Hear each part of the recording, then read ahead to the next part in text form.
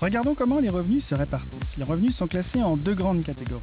Les revenus non monétaires et les revenus monétaires. Les revenus non monétaires proviennent de dons, d'échanges, d'activités de chasse, de pêche et contribuent à l'autoconsommation. C'est une part importante en Nouvelle-Calédonie. En 2008, elle concernait 2/3 des familles et représentait 8% du revenu total des Calédoniens.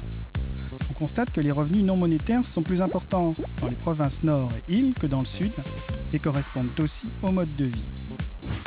Tandis que les revenus monétaires se décomposent en revenus du travail, mais aussi revenus des transferts sociaux, allocations, aides, et revenus du capital, dividendes, loyers.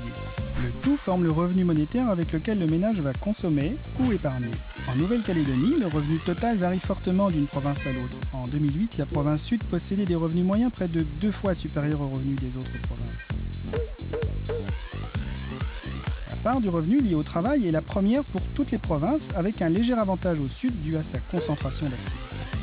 La part des transferts sociaux aux retraites est beaucoup plus importante aux îles, compte tenu du RIL, revenu d'insertion loyauté, et de sa population jeune en bénéficie. Enfin, les revenus du capital semblent faibles en général, mais la province sud concentre relativement plus d'immobilier et d'activités industrielles. Regardons la répartition des revenus dans la population toujours en 2008. Si on prend chaque province et qu'on partage en 4 parts égales les ménages résidents, on trouve qu'un quart vit avec 5 fois moins de revenus que le quart le plus riche en province des îles, tandis que le quart le plus pauvre vit avec 4 fois moins en province nord. La différence est beaucoup plus faible dans le sud. Cette forte disparité peut être caractérisée par un coefficient qui traduit les inégalités dans la distribution des revenus. Ce coefficient de Gini, du nom de l'économiste qui l'a proposé, indique que si la valeur est proche de 1, alors peu de personnes concentrent toutes les richesses.